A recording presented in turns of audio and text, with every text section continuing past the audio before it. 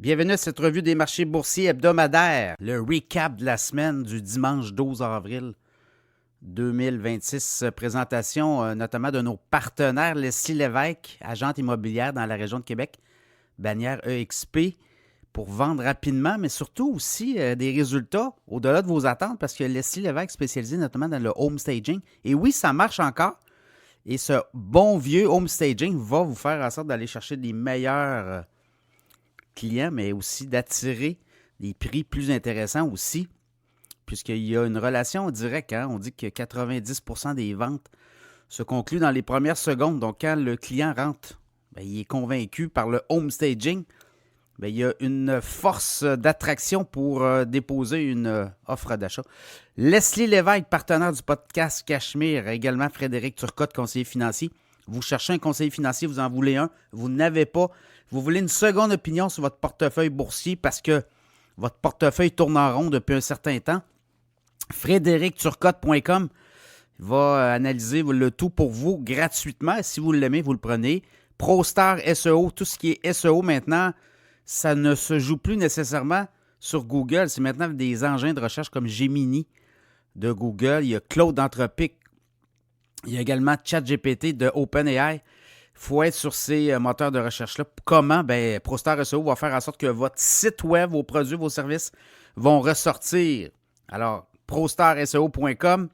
Également l'info bref, infolette. En moins de 5 minutes, vous allez tout savoir, tout comprendre. Abonnez-vous. Le lien dans la description du podcast d'ailleurs. Donc, info bref, abonnez-vous. Voilà. Ça fait le tour de nos partenaires cette semaine. Et là, on regarde les marchés boursiers. Ça a fortement rebondi cette semaine, là, quand je regarde le TSX qui a bondi d'à peu près 1,83%. Depuis le début de l'année, le TSX est en hausse de 5,7% matières premières.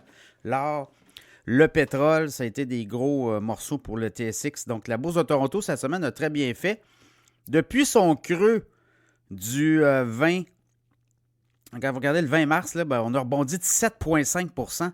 Même chose sur la bourse la bourse Wall Street, le S&P 500 cette semaine. 3,5% de hausse. Depuis son creux du 30 mars, 7% de hausse. Donc, les bourses américaines ont fortement répondu à l'appel. Du côté du Dow Jones aussi, ça a monté. Là, quand vous regardez, Dow Jones, cette semaine, 3,1%. Recrudescence aussi. Le Nasdaq, cette semaine, 4,4%. Donc, on a un retour aux actifs. Les technos, ça fait donner une bonne volée depuis le début de l'année. Cette semaine, 4,4%. Le Bitcoin reprend du service aussi. Dimanche dernier, il était à 65 130. Il est rendu à 71 000. Ethereum, 2189. Dimanche dernier, on était à 2065. L'or a eu quand même un 4747 $. On a monté d'à peu près 100 $. L'once d'or, cette semaine, je regarde le silver aussi. L'once d'argent, on était à 72,93 $. On est rendu à 75,76 $. Le pétrole, si vous regardez la semaine dernière, on était à 113, 116. Et là, Trump avec l'Iran dit on a un accord, on a un cessez-le-feu, il devait démolir tout. Puis là, finalement, on a eu une rencontre en fin de semaine qui n'a pas été fructueuse.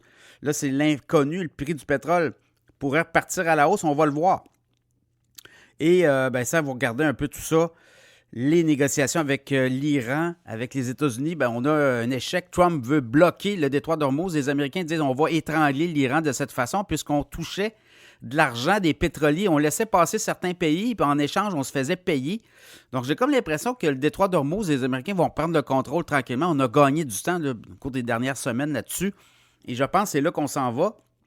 Je ne sais pas comment les marchés vont réagir demain là-dessus. Ça va être intéressant de voir comment les marchés vont réagir. Et là-dessus, le prix du pétrole. Là, les Américains sont en train aussi de vendre beaucoup de pétrole à des pays qui n'en achetaient pas.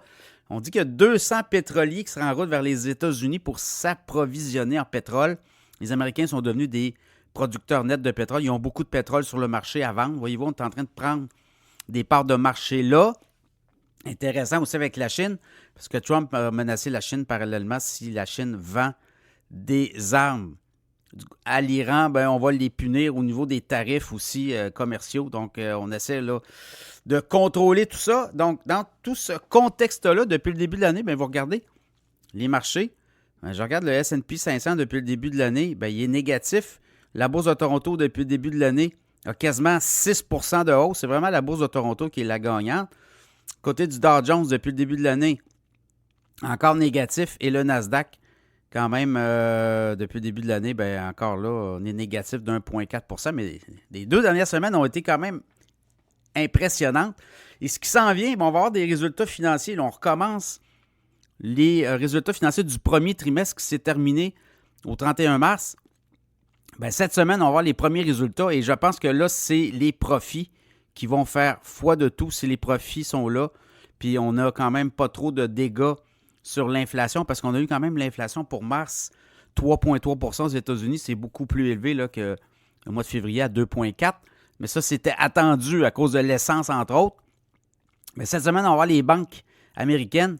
Et si les profits sont bons, je pense que les investisseurs, en tout cas, les grands investisseurs, les gens qui achètent beaucoup d'actions à la bourse, bien, pourraient être positifs.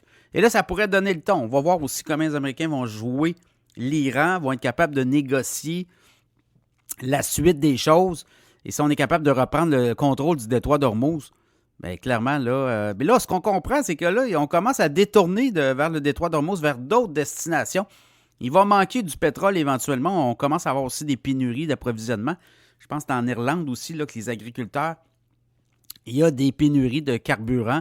On dit qu'au niveau aviation, il pourrait y avoir des pénuries de carburant éventuellement parce que là, il y a comme un manque à gagner dans le goulot. Mais ça, c'est toujours long avant de voir ça arriver. Les Américains vont essayer de compenser. Il y a d'autres pays producteurs, mais il va manquer peut-être de la production quelque part. Et ça se pourrait qu'il y ait des pays qui écopent. Voilà. Quand même, somme toute, très bonne semaine à la bourse. Espérons qu'on va continuer comme ça. Les résultats financiers vont arriver cette semaine, les grandes banques américaines, donc ça pourrait donner aussi un élan. On va le voir. Alors, ça sera à surveiller cette semaine.